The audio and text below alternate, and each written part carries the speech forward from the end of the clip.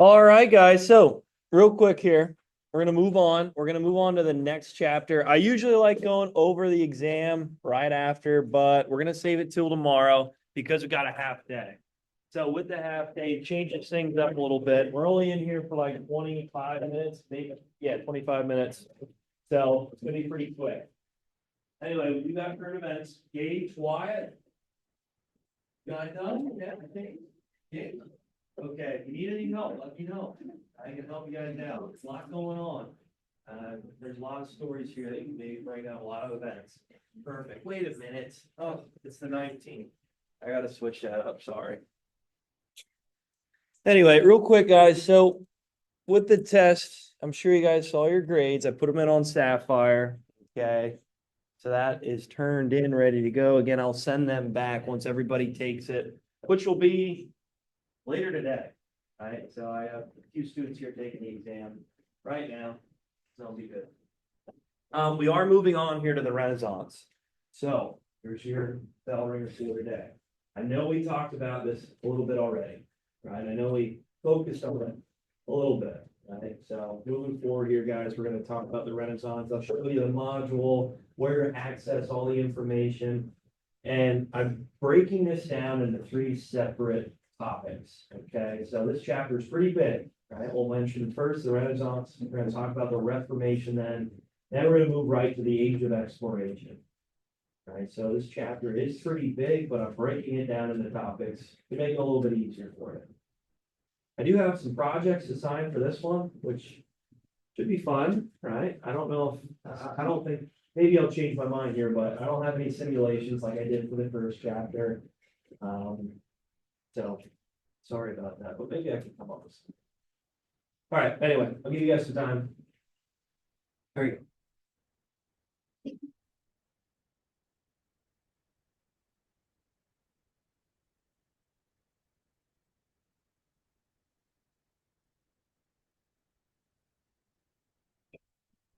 Okay. I think I can is staying there. Yeah, they're blank. Already did. One, sure.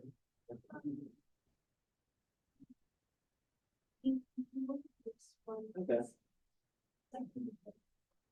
Yeah. Put on watch it. I'll tap the first thing on that one. Okay, so it's a sweet. Yeah.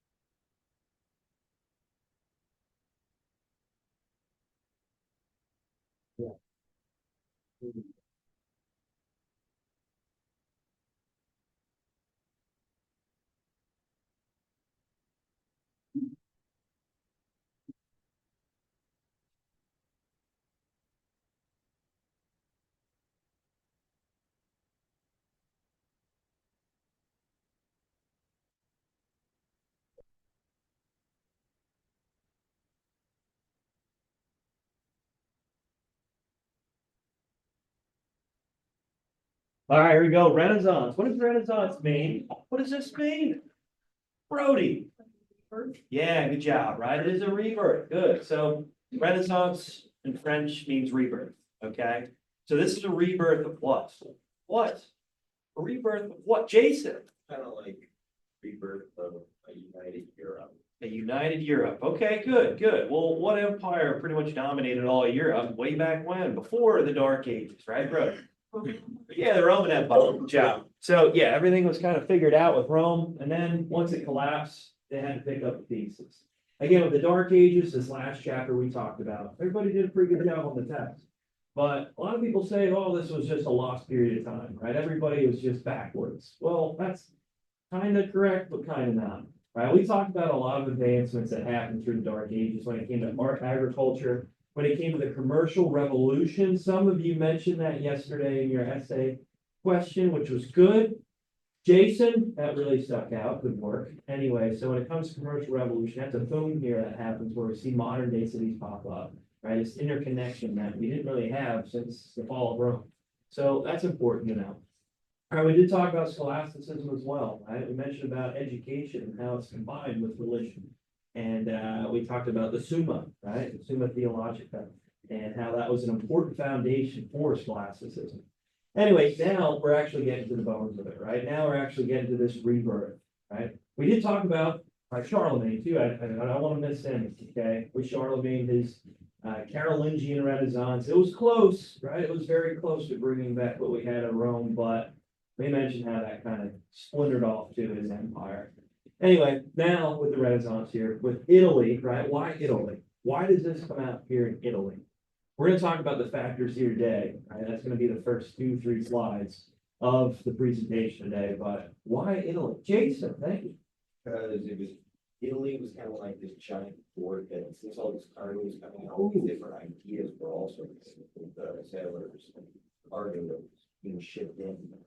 Yeah, good job, right? So again, with the Middle Ages, we actually have connection here, two parts of North Africa, Middle East, Asia, right? Bless you. And you can see Italy obviously focused on the Mediterranean Sea, okay? And how this is going to be a port.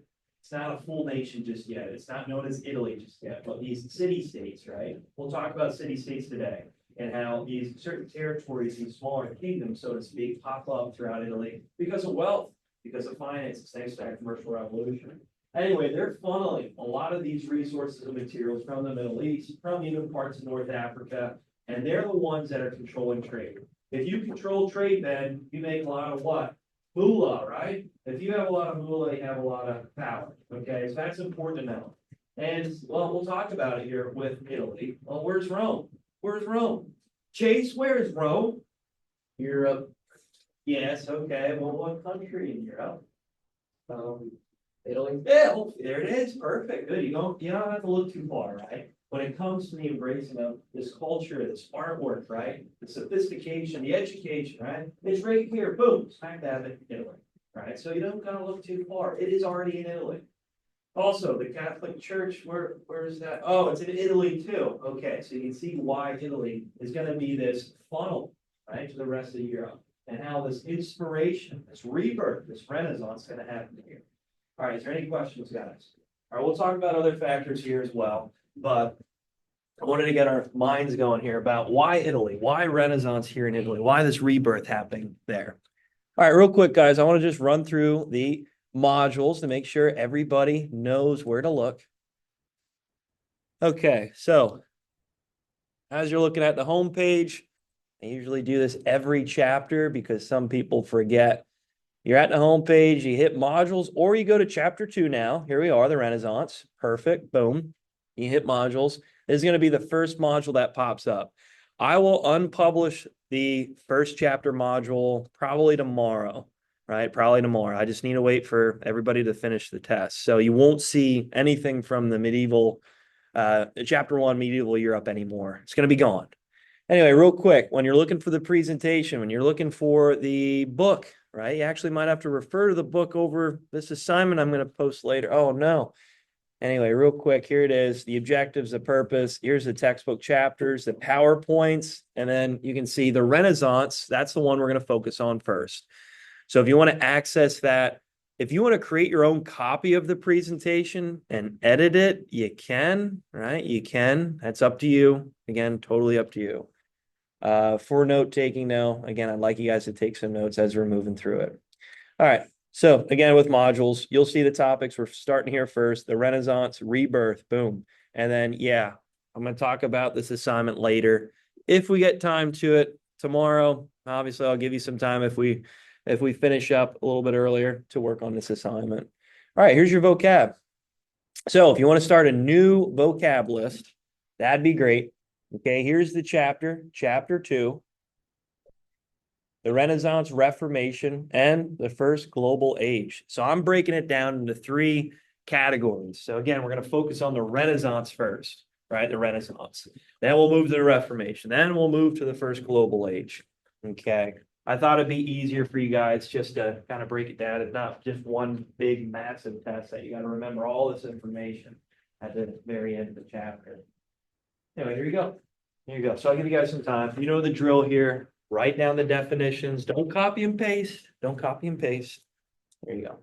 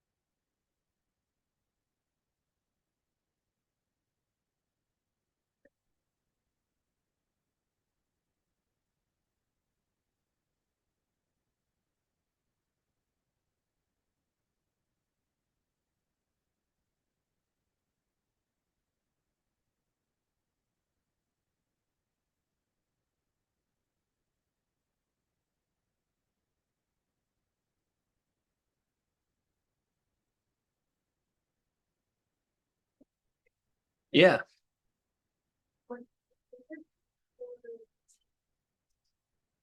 Good question. This is more like the work, the book written by Niccolo Machiavelli. So Machiavelli wrote this, The Prince. Okay, good question. Thank you. Is that same for the Courtier? Yes, yeah, that's another work here, more describing about a person, the perfect Renaissance man. We'll talk about that. Yeah, no, thank you. I'll give you guys another minute or so here and we'll move on.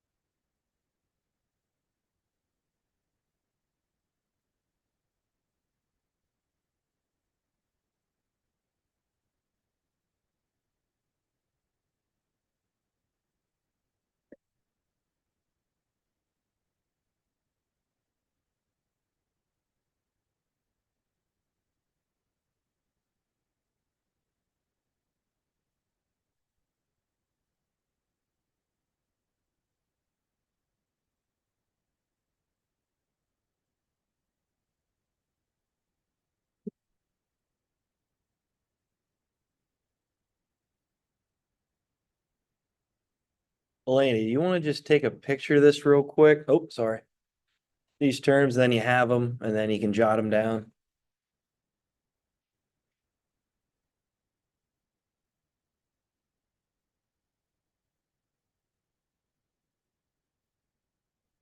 Good. All right, guys. So here, we're going to move on. We're going to talk about these terms here today as we're going through the lesson. And once we get to the prince, the courtier, right? We're going to mention a little bit about certain examples of what makes up these works, why they're so important, and why it's an emphasis, right? Why it's a talking point during this time period. All right, so the Renaissance again means, oh, I'm going to beat this up. What does this mean again? Ben? Rebirth, good job. Of what empire? What empire? Naomi? The Roman Empire, good job.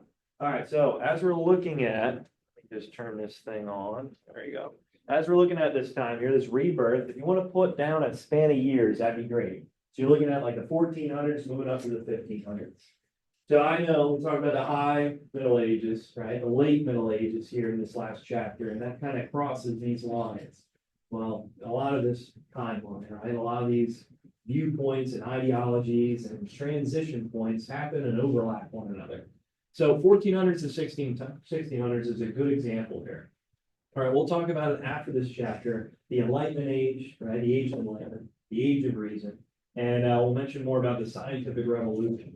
Now these new ideas really pop up and expand knowledge, education, and how people interact with one another. All right, so move from medieval to modern. That's a good way to put it, right? A really good way to put it. So yeah, you go from these dark ages. Oh man, again, we kind of talked about the dark ages though. That more emphasizes that early Middle Ages where people were just looking for protection, feudalism, right? Well, now feudalism is pretty much kicked to the curb. Thanks to these advancements that we got from the Crusades, yeah, from the commercial revolution. Yeah, I know we've talked about the Crusades. People are, oh, this is terrible. Yeah, it was, but it did open up a lot of these trade routes all throughout Europe and the Middle East, Asia, and interconnecting them. We did talk about a little speed bump though, too. Yeah, the Crusades, sure. 100 Years of War. Oh man, what else was a speed bump during that time period? Where people were just, oh no, geez. Right? Like, yeah, the plague, right? Good, good. Anyway, so we did talk about some, I don't know, positives of the plague. Oh my gosh, I know that's hard to say too, after 50 million people roughly, right, get wiped out. Well, that leaves open people's ability to jump up, right? To earn a little bit better living, right? If you want food, these peasants are going to be working overtime because there's less people. So you got to pay them, right? And when it comes to the openness of government, we talked about Parliament, right? We talked about the Magna Carta. Things are looking a little different. So to call that last period, last chapter, totally right, dark and backwards, I think that's wrong. All right, moving forward here, the Renaissance. All right, so why Italy? Right, so again, we talked about it. Number one is location. Look at it, right? It's focused right here in the Mediterranean Sea. So as you're looking at Italy, again, Italy's not yet a unified country, right? I want to make sure you guys note that.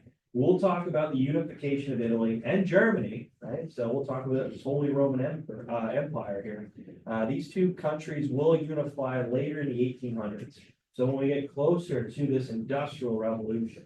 So we got some time yet here first. But anyway, these smaller city-states start to form because you got very rich, financially savvy people, and they kind of form their own small kingdoms, right, so to speak, right? They create their own certain entities, jurisdictions, go ahead, where they create their own wealth, right? And I already talked a little bit about that already when it came down to some of these leaders and these bankers and financial businesses that start to pop up. They can fund their own army, right? They can. So things are starting to change a bit here in Europe. Anyway, again, number one, location. That's very important. It's focused right here in the Mediterranean Sea. Any type of shipments, any type of trade has to funnel through Italy first. Okay, we'll talk about it. The Ottoman Empire, well, it's going to be a strong empire early on. And then when we get to the Industrial Revolution, it's going to get kicked to the curb. But a lot of trade is going to be stopped right through here. So I know that links right to, actually, if you look at this map a little bit better, float on the sky. Right, it actually connects down to the Middle East and parts of Asia, but they're going to try to cap this land trade. So we got to find a different route. That's going to be by water. So Italy is going to be that focal point. Also, we just mentioned it too, guys. Make sure you write this down. Another example here, why Italy is because Rome, boom, it's right there. Right there it is, Rome. Okay. So they don't have to look too far for this education, for this emphasis, for this architecture, right? For this sophistication.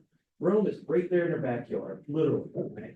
So why Italy? Yeah, what location, right? That's important. Ancient Rome is right there. Boom. All right, another one, Catholic Church, right? Catholic Church. So I know we talked about a lot in chapter 1, okay, and we'll talk more about it here throughout this chapter, but the Catholic Church owns a large means of power during this time, right? Whatever the Pope says, people do, right? Especially during those Crusades, holy cow, right? They would just literally send millions of people to their death, right, to fight for the Holy Land because the Pope asked them to do it. So we'll mention about the church and its authority even more throughout this chapter. But yeah, the Catholic Church is right there in Italy. All right, trade, already talked about it. Okay, we already emphasized this when it comes to this location. Again, a lot of these materials, resources are funneling through Italy to get to, you got it, the rest of Europe. So this inspiration, this rebirth has to happen here. All right, and then if you want to put this down, this is something important too. They survived the plague the best. I know that sounds crazy to say, but if you're wealthy, you got a lot of money. Are you sticking around a lot of the groups, the populations of people? Are you sticking around the peasants as much? No, right? You're more or less quarantined away from them, right? You can stay away from these groups of people that are living literally on top of each other, right? If you're wealthy, you own some money. That means that you've probably got some land that's distant from everybody else that might be lower on the social hierarchy. So yeah, I know it sounds crazy, but yeah, they survived the plague of the and they distance themselves because they have so much extreme wealth. Right? They don't have to be cluttered around people jam-packed in these cities, right, that are forming all throughout Europe. All right, so number one, location. Everybody good? Okay, good. All right, 2, trade revival. Again, that's important. Okay, I really want to emphasize this point. So when it comes to the Mediterranean Sea, many ports, you can see it, right? Obviously, when it comes to this country eventually, right, with Italy, I know there's city-states now, but you have so many access points of trade, so many different ports of trade that you can really emphasize, grow, and become a little bit more modernized during this time. Right, you think about a lot of the states in our country, right? Obviously, if you're located alongside of water, chances are you're gonna have a booming economy. Florida, for example, is a good example of the boating town, right? The boating capital of the world. Well, Italy's kind of like Florida if you look at it, right? There's so many ways of, obviously accessing materials and resources from many different destinations. Also, you have a beachfront. People want a vacation there. People want to go there. So that's important to think of too. Bring in a lot of money. People want to live alongside the water where it's nice.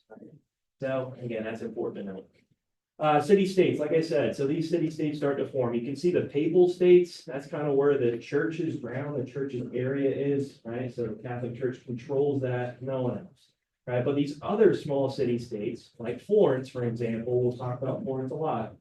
This is where these rich bankers live, and they're emphasizing this regrowth. They're emphasizing this, their money and becoming patrons of the arts. Right? If you're a bank owner and you have a lot of money, you can loan out a lot of money to other people to start up businesses. And yeah, they're paying you back. So you have wealth with really, really not doing anything when it comes to strong labor. You're loaning out the money, people are paying you back, you put interest on it. You're making money without really having any type of labor. So that's important to know. So when it comes down to it, these city-states become very, very strong. So much so that they can rival many of these stronger kingdoms throughout Western Europe. Right, like France and England, right? Florence will have so much money that they won't really know what to do with it. All right, so again, powerful families. We'll talk about the Medici family here today. Wealthy merchant class. Again, you can see this middle class forming, but more important, especially in Italy, because they're the ones that are funneling a lot of this trade in and financing a lot of these other businesses through banks and finances. Well, you can see how they have a lot of control. With money comes power, right? I can't emphasize that enough. All right, I'll leave it on this slide. You guys need a little bit more time with that slide.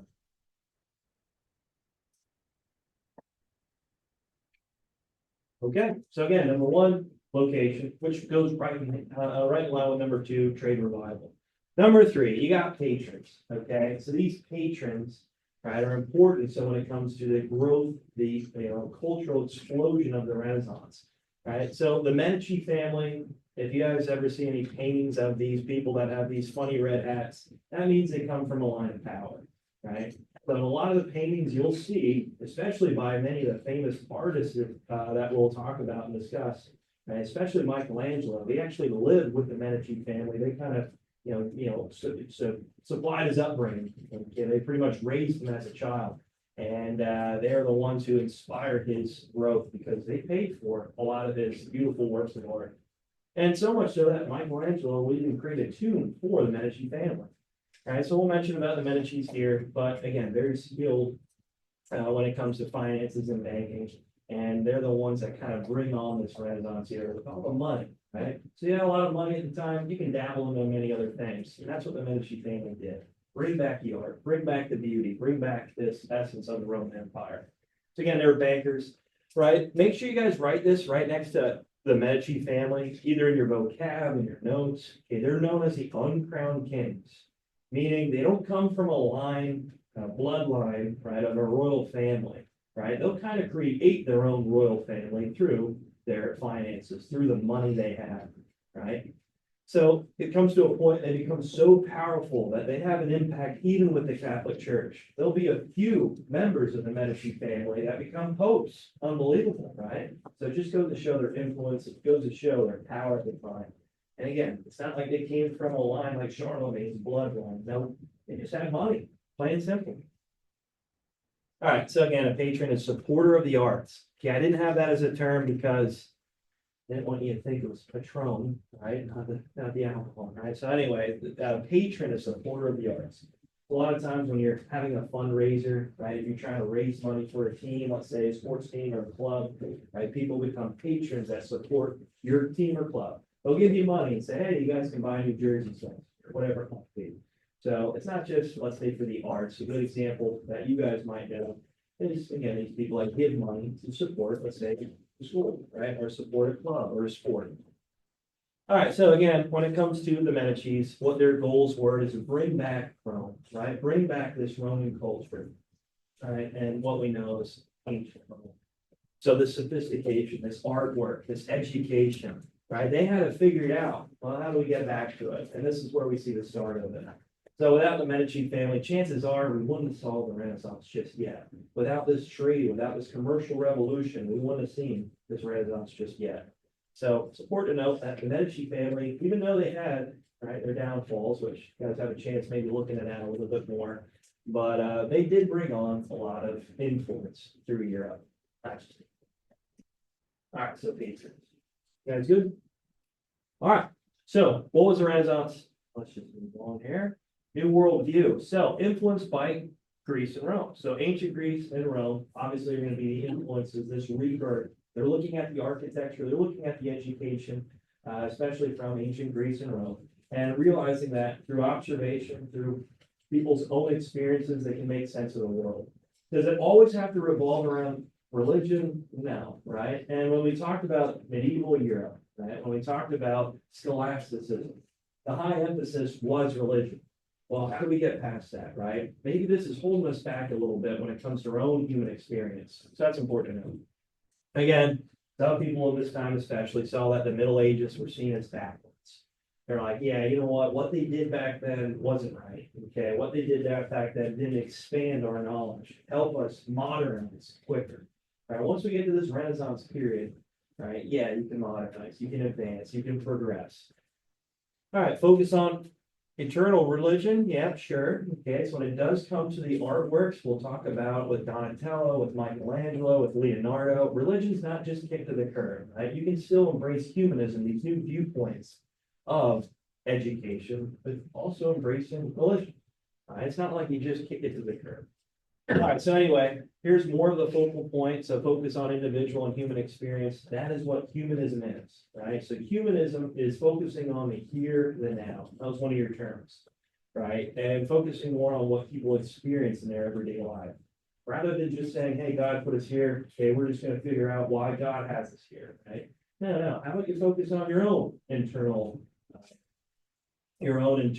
being, right? Why we're here, how we can advance society, how we can innovate, how we can expand our own knowledge of why we're here, right? Not just every answer being because God said so.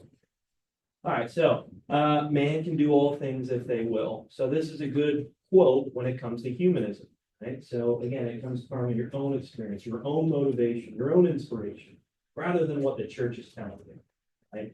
So I know I mentioned with the plague, I guess you could say, I hate to say positives of the plague, but people start to question the church's authority. They're like, maybe we just shouldn't follow willy-nilly like what the Pope has to say every single time. Maybe we actually can come up with our own conception, maybe come up with our own knowledge, our own insight of how the world works. Maybe, right? Again, religion's not being forgotten about. I'm just going to make sure that you guys note that. A lot of these artists, scientists from the scientific revolution, they also had a devout religion, divine religion, so to speak. It's not like they're just forgetting about it. All right, what's this going to inspire? Well, adventure and exploration. So humanism will inspire people to expand past their own borders. It will inspire people to go to new places, try to advance, right, civilization, maybe spread Christianity. Perfect, right? And at the same time, open up trade routes all around the world. So yeah, that age of exploration, we'll get to it. It will bring on a prosperity Europe that we haven't really seen before. All right, so The Prince by Machiavelli. So Ariel brought this out, The Prince. This is a work, right? This is a book, so to speak, by Niccolo Machiavelli. What he says is pretty much how, right? In other words, it's kind of like a job application. It's kind of like him trying to, put his resume out there, try to get picked up by this royal family.